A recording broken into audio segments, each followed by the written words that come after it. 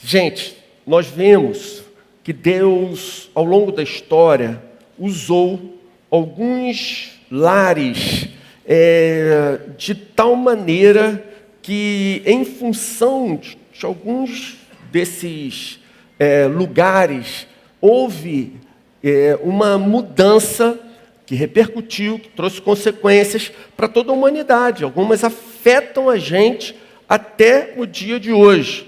Talvez o que desperte mais a nossa atenção nesses lares, quando nós os estudamos e atentamos um pouco mais para eles, é justamente a sua simplicidade. O fato desses lares não serem tão diferentes dos nossos, exceto por alguns aspectos que a gente pretende abordar nessa série que nós vamos dar início hoje. Então, o texto que nós separamos para falarmos nesse momento, Atos capítulo 10, nós hoje vamos falar especialmente sobre o lar de Cornélio.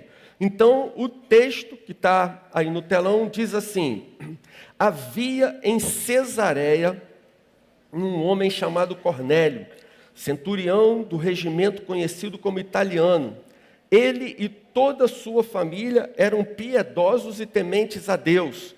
Dava muitas esmolas ao povo e orava continuamente a Deus. Certo dia, por volta das 3 horas da tarde, ele teve uma visão. Viu claramente um anjo de Deus que se aproximava dele e dizia: Cornélio. Atemorizado, Cornélio olhou para ele e perguntou: que é, Senhor? O anjo respondeu: suas orações e esmolas subiram como oferta memorial diante de Deus. Irmãos, olha que coisa interessante.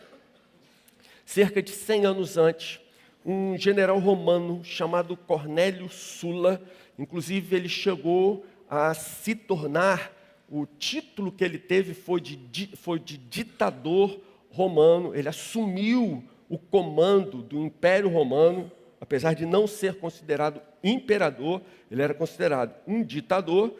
Para os historiadores isso deve ter alguma relevância, apesar de eu não saber explicar exatamente qual a diferença. Mas esse Cornélio, por uma questão estratégica, como eu disse 100 anos antes, ele libertou mais de 10.000 escravos. E esses escravos que foram libertos por esse general romano de nome Cornélio, acabaram se tornando conhecidos pelo nome do seu libertador. Eles passaram a ser conhecidos como os Cornélios. Os Cornélios, portanto, eram ex-escravos, agora livres, com plenos direitos civis, e foram estabelecidos por esse general em lugares estratégicos no Império Romano, de maneira que esses homens, gratos pela libertação que o general havia lhes proporcionado, passaram a fazer parte de uma grande rede de proteção ao poder constituído. Inclusive, mesmo quando ele se aposentou, estranho isso, mas esse general um dia se aposentou, ele gozou tranquilamente da sua aposentadoria até morrer de morte natural, amplamente protegido por esses homens. Então, Cornélio era um nome muito comum naqueles dias, em função desses 10.000 escravos que haviam sido libertos. Então, vejam, quem é o Cornélio, a respeito de quem nós acabamos de ler? Certamente, ele era descendente de um desses homens. E o que nós vemos em relação a Cornélio no texto que nós acabamos de ler? Que apesar da sua ascendência sofrida, uma ascendência de escravos, ele se tornou centurião, ele foi à luta, ele prosperou e acabou que se tornou chefe de 100 homens, passando a ter uma vida próspera. O versículo 2 do texto que nós lemos fala de algumas características especiais que Cornélio possuía. Então, em primeiro lugar, o que nós vemos é que ele era um homem piedoso. Em segundo lugar, nós lemos que ele era alguém temente a Deus.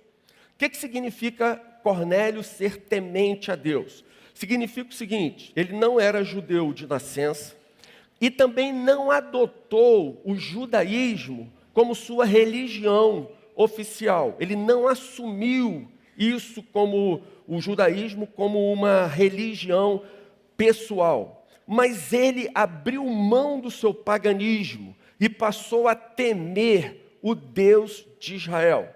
Cornélio não era um praticante dos rituais e dos cerimoniais judaicos, mas ele amava o Deus de Israel e ele temia o Deus de Israel. Em terceiro lugar, diz que ele era generoso, ele dava muitas esmolas ao povo. E é interessante também a gente observar, minha garganta está ruim desde o retiro. É interessante a gente observar que hoje, quando nós falamos ou lemos essa palavra, esmola, o que isso traz à nossa mente? Talvez a ideia daquelas moedinhas enjoadas que ficam no bolso ou na carteira, que só fazem peso, só incomodam, e valor mesmo que é bom não tem nenhum.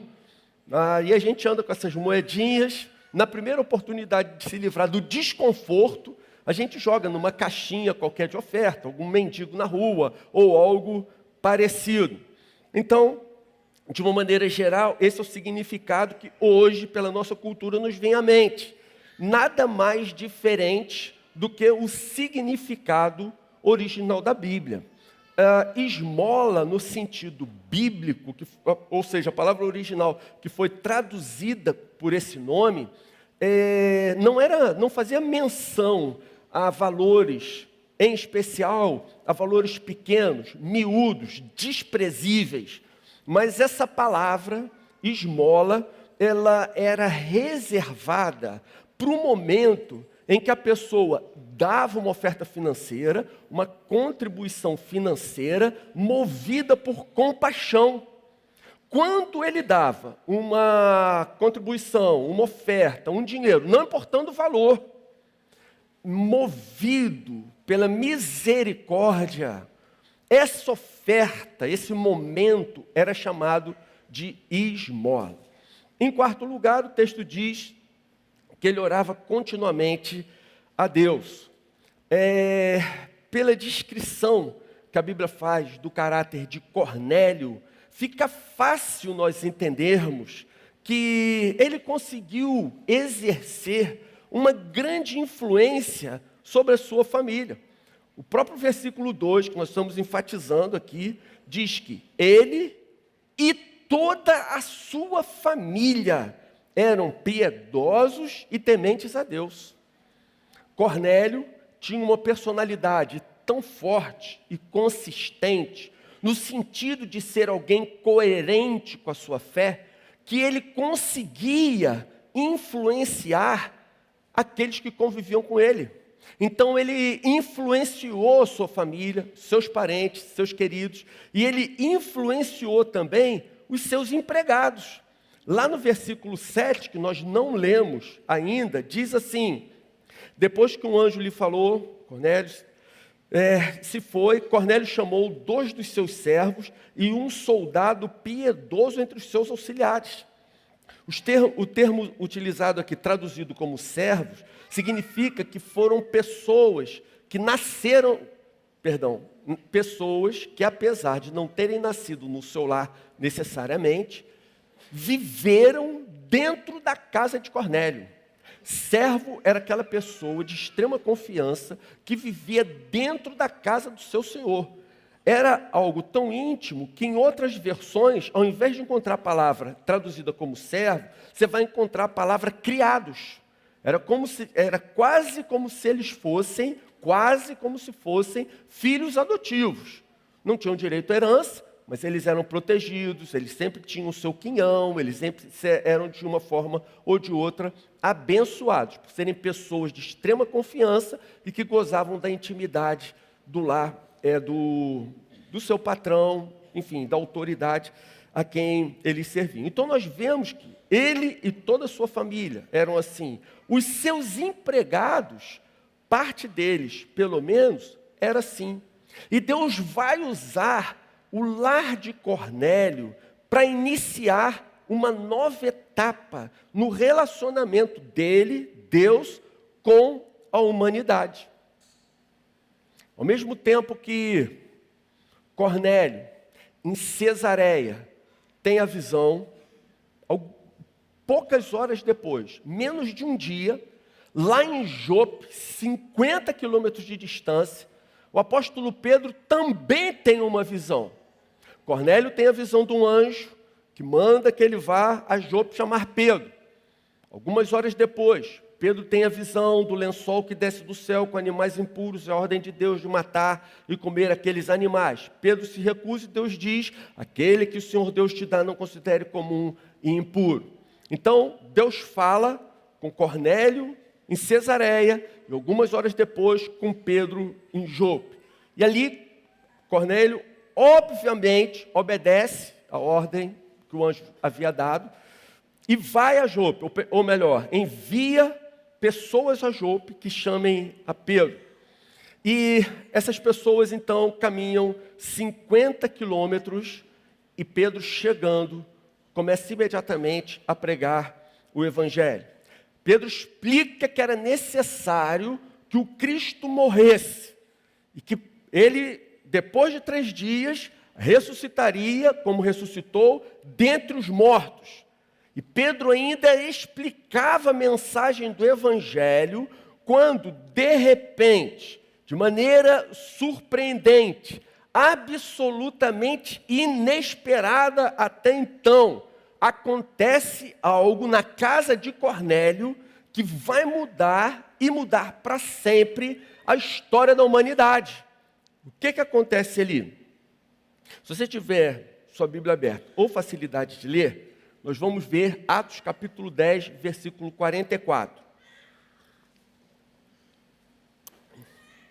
E o texto diz assim: enquanto Pedro ainda estava falando estas palavras, o Espírito Santo desceu sobre todos os que ouviam a mensagem. Enquanto Pedro ainda estava falando, o Espírito Santo desceu sobre todos os que ouviam a mensagem. O que tem de surpreendente aqui?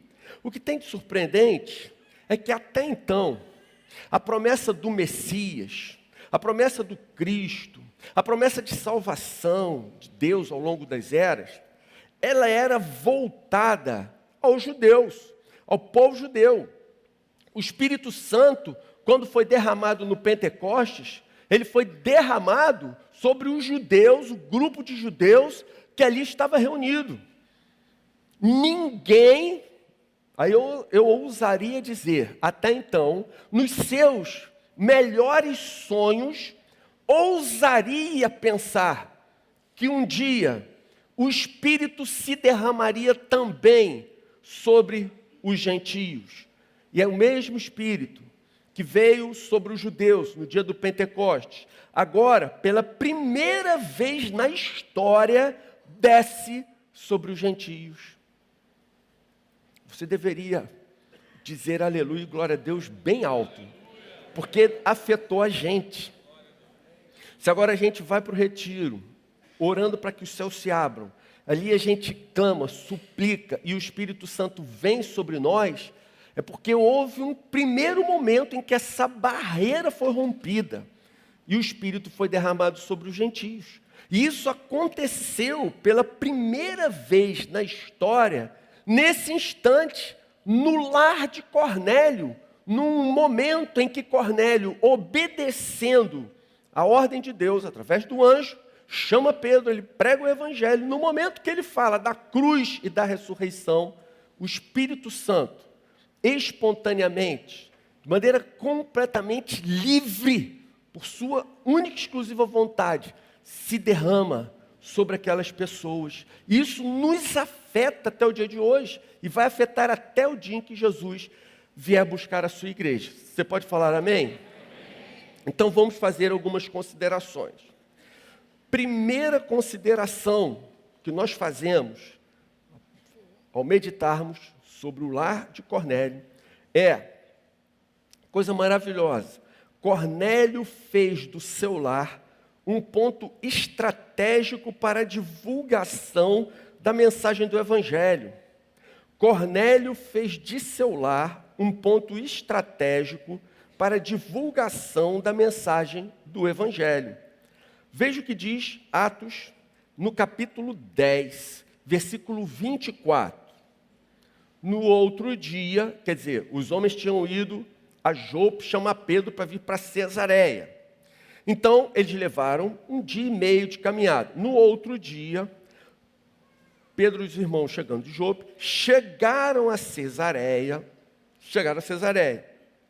Cornélio os esperava com seus parentes e amigos mais íntimos que tinha convidado.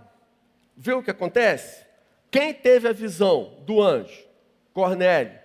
Com quem o anjo falou? Cornélio. Quem era piedoso, justo, generoso, dava esmolas? Cornélio. No momento em que as pessoas vêm, orientadas pela diretriz que Deus deu ali através do anjo, a partir do momento que essas pessoas vêm com uma mensagem de Deus, o que se passou no coração de Cornélio? Cornélio pensou, essa mensagem, eu não tenho nem ideia do que ele vai falar, mas olha, se Deus está envolvido nisso, e foi Deus que mandou chamá-lo para que ele fale conosco, eu não posso reter essa mensagem apenas a mim. As pessoas que me cercam, os meus queridos, os meus parentes, os meus amigos, precisam ouvir isso. Eu não posso reter isso como algo que seja um privilégio restrito a mim. Eu não posso conter essa mensagem, eu preciso compartilhar. Eu sei que os meus amigos precisarão ouvi-la também. Então ele faz assim, ele reúne os seus parentes, ele reúne os seus amigos para ouvirem o que será que esse homem vai dizer. E o texto fala claramente, olha, Cornélio os esperava com seus parentes e amigos mais íntimos que ele havia convidado para estar com ele no seu lar. E assim nós lemos como surgiu, ou como foi a primeira reunião da primeira célula de gentios de toda a história da igreja cristã. A primeira célula de gentios de toda a história da igreja aconteceu com a presença maciça dos familiares, das pessoas queridas de Cornélio, junto com seus amigos de oração. E eles ouvem a mensagem do Evangelho, instantaneamente são salvos, e o Espírito Santo se derrama, como foi falado pela primeira vez sobre um povo que não era judeu. E assim, os acontecimentos daquele dia marcam o início de uma nova era da igreja cristã, em que os gentios também se tornam participantes do Espírito. Segunda consideração, também de maneira surpreendente para a gente, nós vemos no texto que pequenas atitudes nos lares podem gerar grandes repercussões no céu.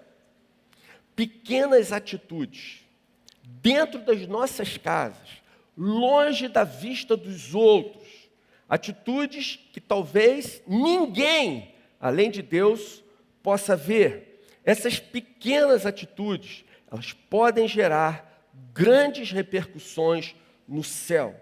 O comportamento de Cornélio em casa, vejam isso, irmãos, o comportamento de Cornélio dentro de casa, longe dos olhos do público, das pessoas, das mídias sociais. O comportamento de Cornélio em casa chamou a atenção de Deus.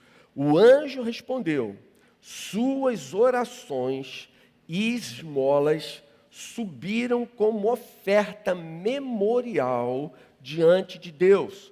Ou seja, chegaram até a presença de Deus. de maneira que ficou gravada, essas ofertas, essas atitudes, essas orações, ficaram gravadas na memória de Deus. Elas não serão apagadas. Deus levou em consideração essas atitudes.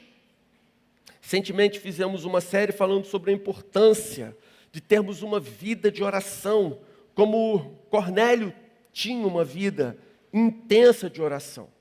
Então vou destacar outro aspecto aqui.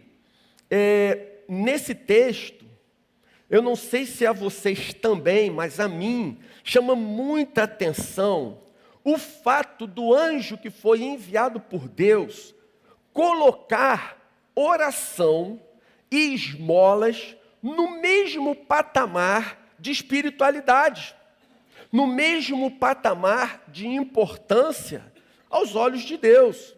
Eu não sei se vocês têm alguns conceitos parecidos com os meus, em que eu penso assim, cara, dinheiro é uma coisa assim meio complicada, meio difícil de lidar com isso, de falar disso, de praticar isso. Oração é uma coisa sublime, dinheiro é uma coisa do mundo, mas oração, você está na presença de Deus, é uma coisa muito mais nobre, muito superior, né? Mas, agora aqui, quando o anjo, da parte de Deus, fala com Cornélio, ele desfaz completamente essa ideia. E ele coloca as esmolas de Cornélio no mesmo patamar de importância aos olhos de Deus que a sua vida de oração. É tão importante a pessoa ser generosa com as suas ofertas, quanto é importante ela ter uma vida intensa e dedicada à oração. Então vejam, como centurião, ele tinha uma situação financeira, comparativamente ao povo, privilegiada. Mas o seu coração não era apegado ao dinheiro. A maneira como Cornélio fazia ofertas agradava profundamente a Deus. O texto diz que chegavam como aroma suave e agradável diante de Deus. E o anjo diz que Deus levou isso em conta. Então vale a pena nós frisarmos aqui, nós enfatizarmos que ter lucro não é pecado. Negociar não é pecado. Ter uma boa situação financeira não é pecado de forma alguma. Ter o coração apegado ao dinheiro é. Esse é que é o problema. Então vejam que curioso. Eu vou esperar vocês abrirem a Bíblia em Levíticos, capítulo 19, e nós vamos ler os versículos 9 e 10. Abra sua Bíblia em Levíticos, capítulo 19. Fica lá no início do Antigo Testamento.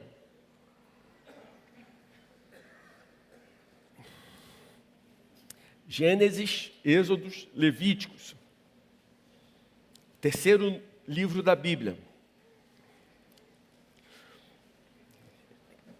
Gente, olha só essa lei que Deus determinou para o povo de Israel. Levíticos, capítulo 19, versículos 9 e 10. Vamos lá, 9. Quando fizerem a colheita da sua terra, não colham até as extremidades da sua lavoura, nem ajuntem as espigas caídas de sua colheita. Não passem 2 vezes pela vinha, nem apanhem as uvas que tiverem caído. Deixem-nas para o necessitado e para o estrangeiro. Eu sou o Senhor, o Deus de vocês. Como era essa lei? A lei era assim: você pode ter um campo, seu campo pode ser gigantesco, seu campo pode ser altamente frutífero, seu campo pode ser um campo extremamente fértil, você pode plantar o que você quiser, colher o que você quiser, fazer aquelas colheitas gigantescas gigantescas, abarrotar os seus celeiros com fruto do seu trabalho. Nada disso tinha problema aos olhos de Deus. Mas a ordem de Deus era o seguinte: não,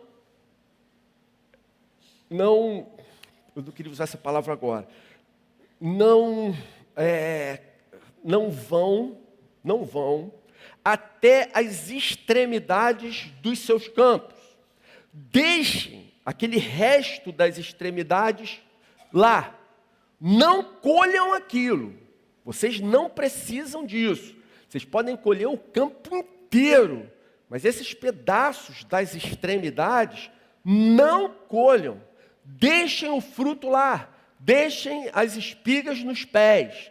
Deixem as uvas na videira, nas vinhas. Não colham.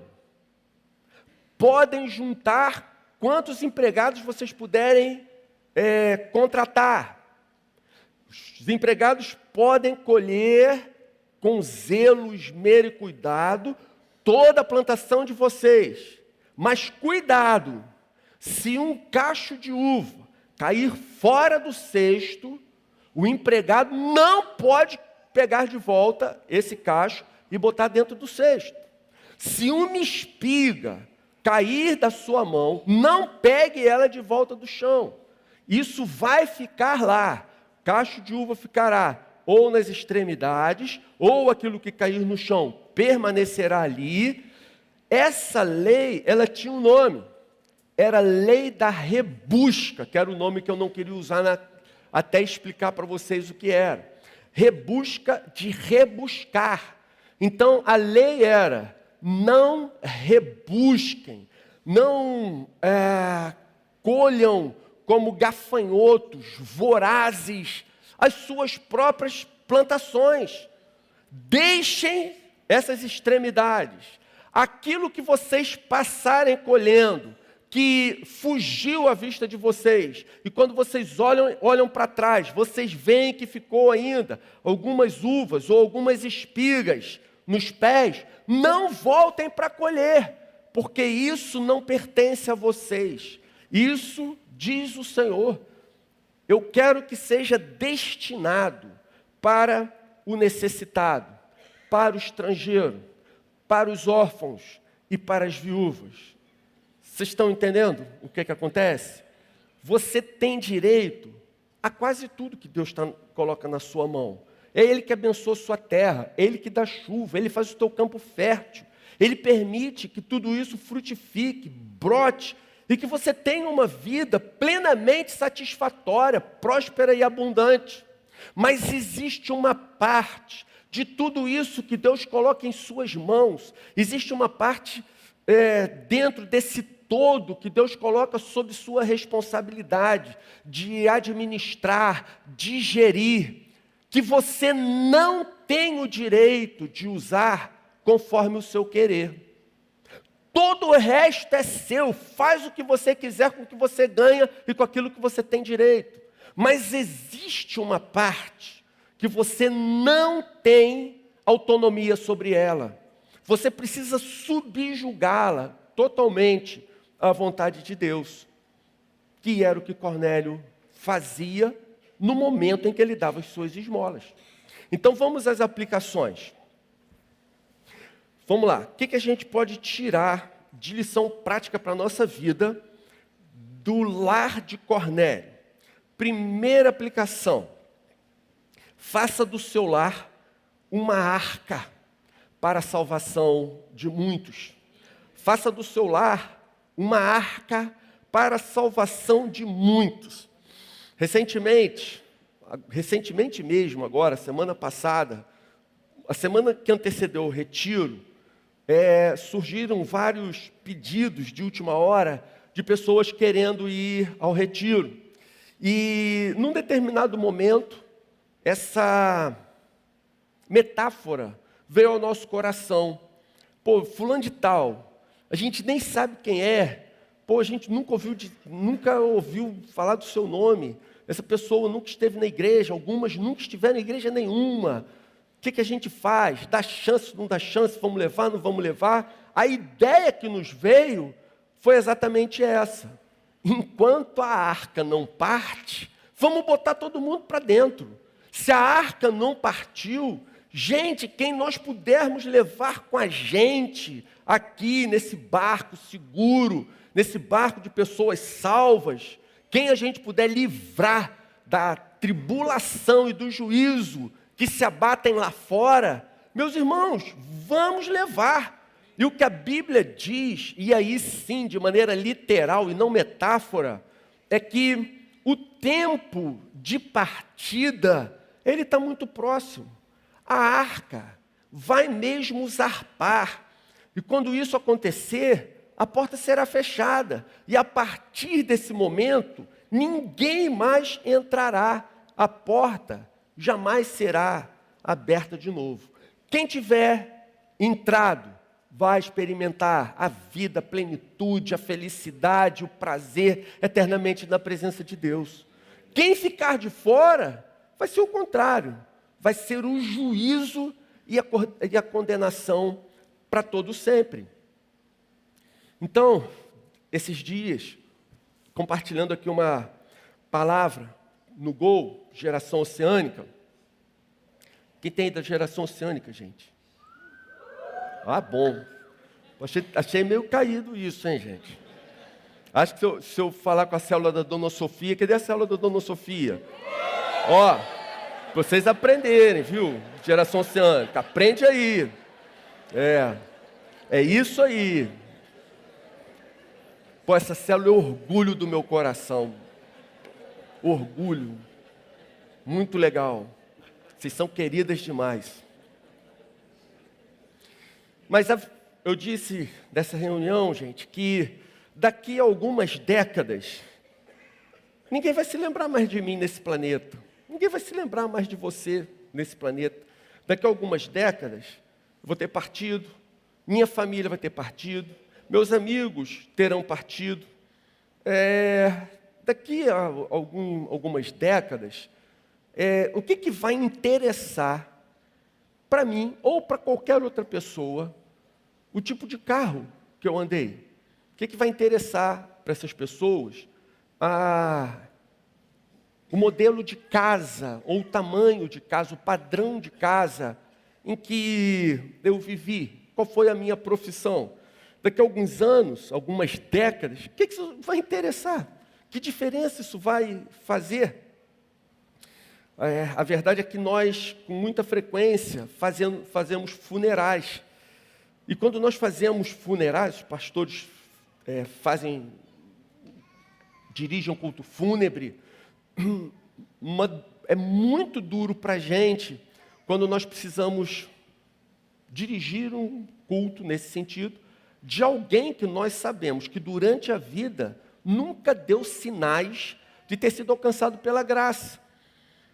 Às vezes você ouve a história daquela pessoa, o cara foi mesquinho, egoísta, violento, a vida toda. É uma pessoa totalmente desprezível. Mas agora no seu funeral, com seu corpo estendido ali, as pessoas da própria família buscam palavras bonitas, algumas expressões, tentam trazer algumas lembranças, querendo mostrar um mínimo de significância da vida daquela pessoa que agora está ali. Agora você pense no seu funeral. Agora você, sua hora chegou, Deus te chamou, e é o seu corpo que está estendido ali naquele lugar. O que vai interessar para vocês se as pessoas estiverem se esforçando para lembrar alguma coisa boa a seu respeito? O que vai interessar para você nesse momento? O que o pastor vai estar falando ali? Sobre você ou sobre o Evangelho? O que vai interessar para você a música que está sendo cantada? O que os seus parentes estão dizendo a seu respeito? A verdade é que nesse momento, quando o seu corpo estiver ali naquele lugar, você vai estar face a face com Deus. Qualquer elogio feito no seu funeral não vai mais ter qualquer relevância para a sua vida. Tudo isso ficou definitivamente para trás. O que vai restar? Apenas a realidade do que foi a sua vida, as decisões que você tomou aqui nessa terra. Como a Bíblia diz, aquele que morre em Cristo descansa do seu trabalho, e as suas obras o acompanham. A única coisa que vai restar é aquilo que você fez na sua vida com a intenção de glorificar a Deus. Não porque estarão falando a seu respeito, mas porque agora você estará na sua presença. E nesse momento a Bíblia afirma que Deus olhará para você, olhará nos seus olhos e dirá: eu conheço as tuas obras. Cada um receberá o seu galardão de acordo com elas. Então, irmãos, que lição a gente tira? Faça bom uso dos seus recursos.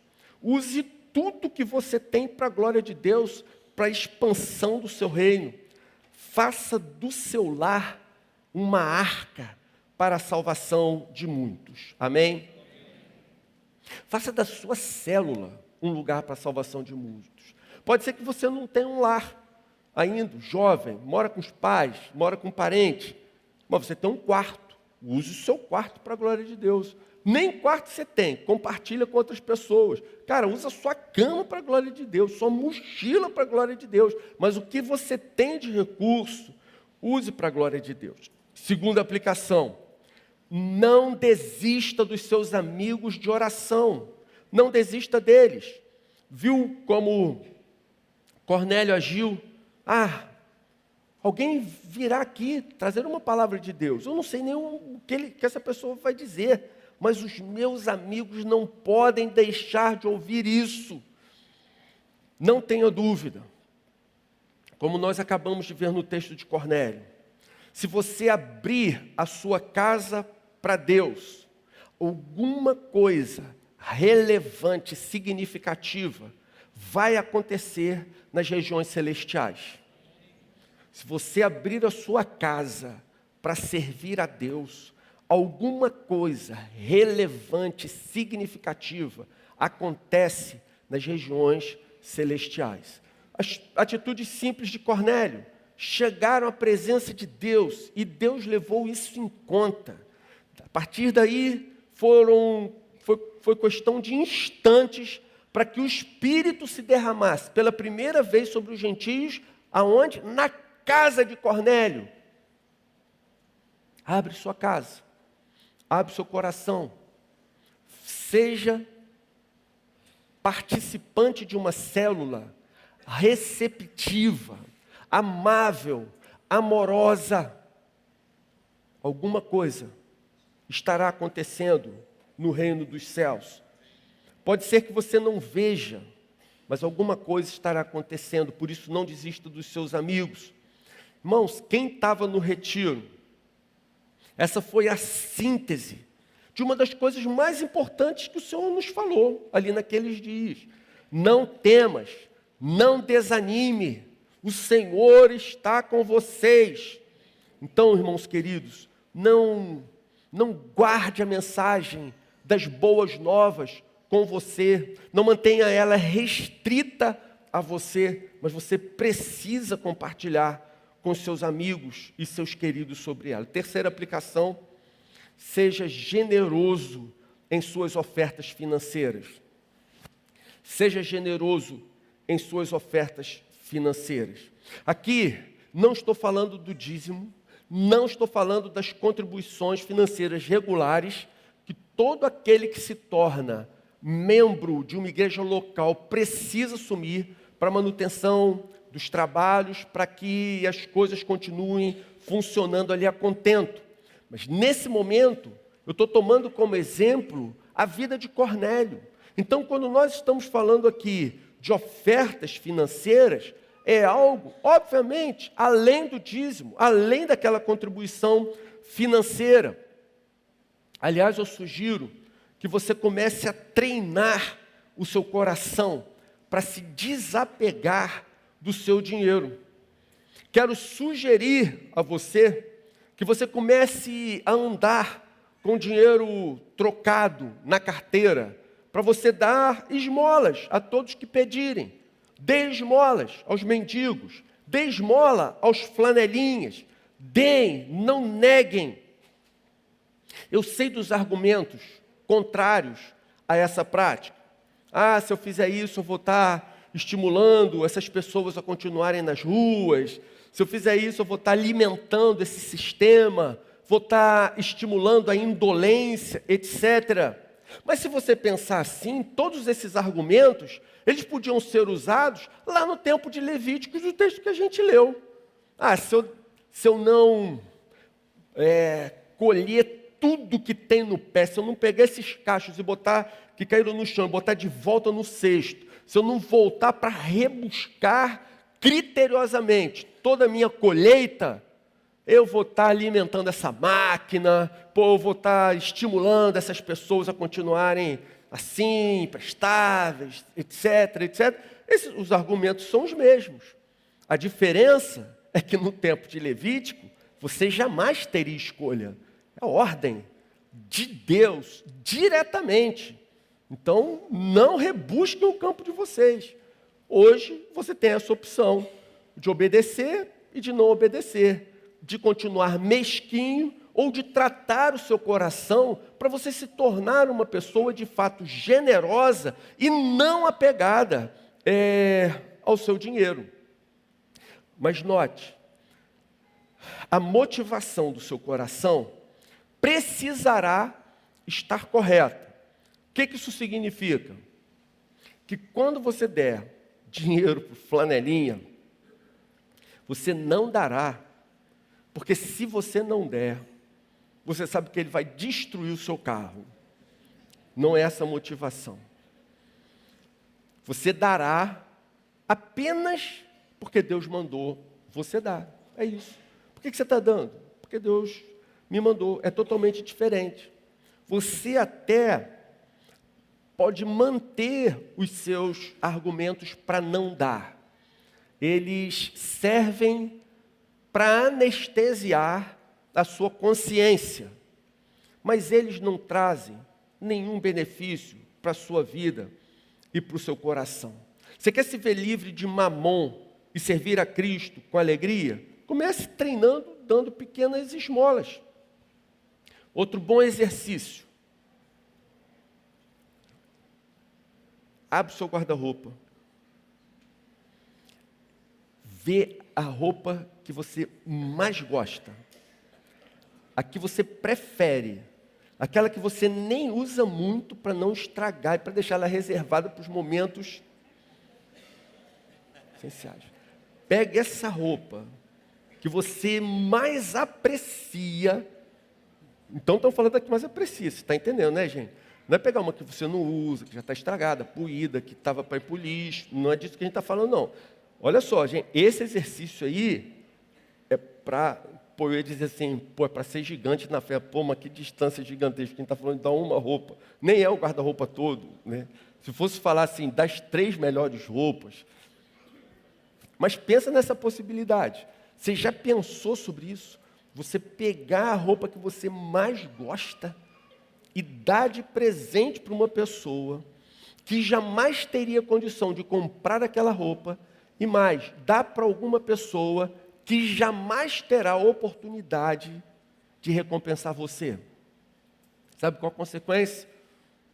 Você finalmente estará acumulando um tesouro nos céus. É isso que Jesus ensinou. Como eu já perdi muitos galardões compartilhando com vocês algumas histórias que nós vivemos, algumas delas estão no nosso livrinho, mas eu vou compartilhar com vocês uma que não está lá, de um missionário simples, que nós conhecemos na época que moramos lá em Curitiba. Esse missionário tinha um sonho de conhecer o Rio de Janeiro, e nós então o convidamos para ficar lá em casa. E na época que nós moramos em Curitiba, a gente tinha uma vida razoável, uma vida boa lá. Eu trabalhava como engenheiro de uma subsidiária da Petrobras. Mesmo assim, 3 filhos pequenos, a vida não era fácil. E havia uma loja lá, de grife, na época. E eu vi um casaco, eu falei, meu Deus, eu tenho que comprar esse casaco para mim. Eu levei meses naquele conflito. Compro, não compro, compro, não compro, compro, não compro.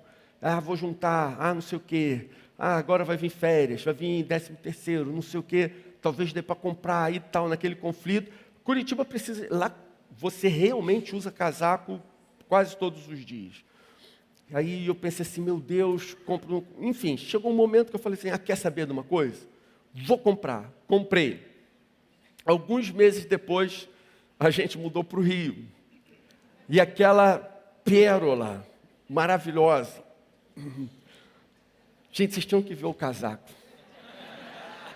Se vocês vissem, vocês iam querer ele.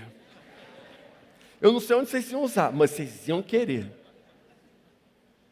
Meu coração se apegou àquele casaco. Aí o missionário veio visitar a gente. Passaram uns dias aí e tal. Chegou a hora de levá-los na rodoviária, ele era casado.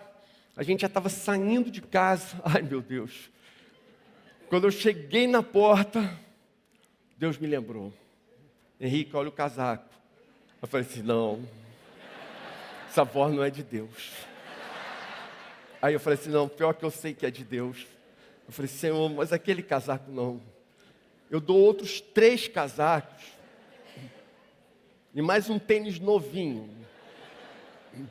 Deus falou, pega o casaco. Aí, irmãos, eu fui lá, peguei o casaco, e quando eu já estava descendo a escada para a gente sair, que eu daria o casaco para ele, Deus ainda falou,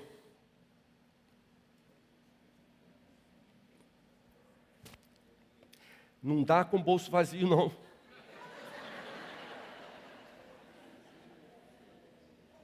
Irmão, sabe o que aconteceu? Eu perdi o casaco. Mas os céus se abriram ali. Irmãos, olha, a alegria de ter dado. Mas fez um bem para o meu coração. Mas fez um bem. Assim, a bênção que Deus deu foi incomparavelmente superior. Eu ficar com o casaco lá, que usar de vez em quando. Aí alguém olhar para o casaco e falar assim, pô, casaco maneiro. Eu falei, meu, tal. Eu falei, gente, eu queria que você experimentasse uma vez na vida essa sensação. Você pegar a sua melhor roupa, aquela que você mais gosta, que talvez você, como eu, tenha pensado meses, juntado dinheiro por meses para comprar e dar. Gente, isso vai fazer um bem muito grande a vocês. Charles Spurgeon dizia o seguinte, nenhum cristão deveria ter 2 camisas, enquanto todos no mundo não tivessem pelo menos uma. Então, gente, é disso que nós estamos falando. Eu quero concluir dizendo que foram essas pequenas atitudes que normalmente não despertam muito a nossa atenção, que agradaram a Deus no lar de Cornélio e levou a uma intervenção divina, intervenção essa que nos afeta até o dia de hoje. Cornélio abriu sua casa para que muitos fossem alcançados pela mensagem do Evangelho. E por isso entrou para a história como um homem justo, piedoso, generoso, que temia Deus e conduziu os seus queridos e os seus empregados para o reino de Deus. E é por isso que nós estamos aqui hoje falando dele, porque a sua vida foi extremamente relevante. Vamos fazer uma oração? Senhor, obrigado por tudo que aprendemos com a vida de Cornélio, aquilo que aconteceu no seu lar, e queremos, Senhor, que isso se repita nas nossas casas também, Senhor. Queremos que os nossos lares, as nossas células, sejam momentos de glorificação, de exaltação ao Teu santo nome, lugares onde as boas novas do Evangelho sejam anunciadas e muitos venham a conhecer o Senhor. Então, ajuda a gente, Senhor, nesse propósito, que o Senhor manifeste a Tua presença em cada lar, em cada célula, intensamente. E que, quem sabe, Senhor, em pouco tempo, os nossos olhos já consigam ver a grandeza do Teu mover nesses nossos grupos que se reúnem nos lares e dentro das nossas próprias casas. Queremos ver os nossos queridos se convertendo, nossos colegas de trabalho, de escola, nossos amigos de oração. E cremos, Senhor, que uma vez que o Senhor está nos levando a falar sobre esse assunto, cremos que o Senhor quer alcançá-los e que podemos contar com o Senhor nesse propósito. Então, ajuda a gente, ajuda a Igreja Oceânica. E nesse momento, Senhor, vem o Senhor mesmo ministrar agora a Tua graça sobre as nossas vidas através da ceia, da mesa do Senhor. Te pedimos e agradecemos em nome de Jesus. Amém.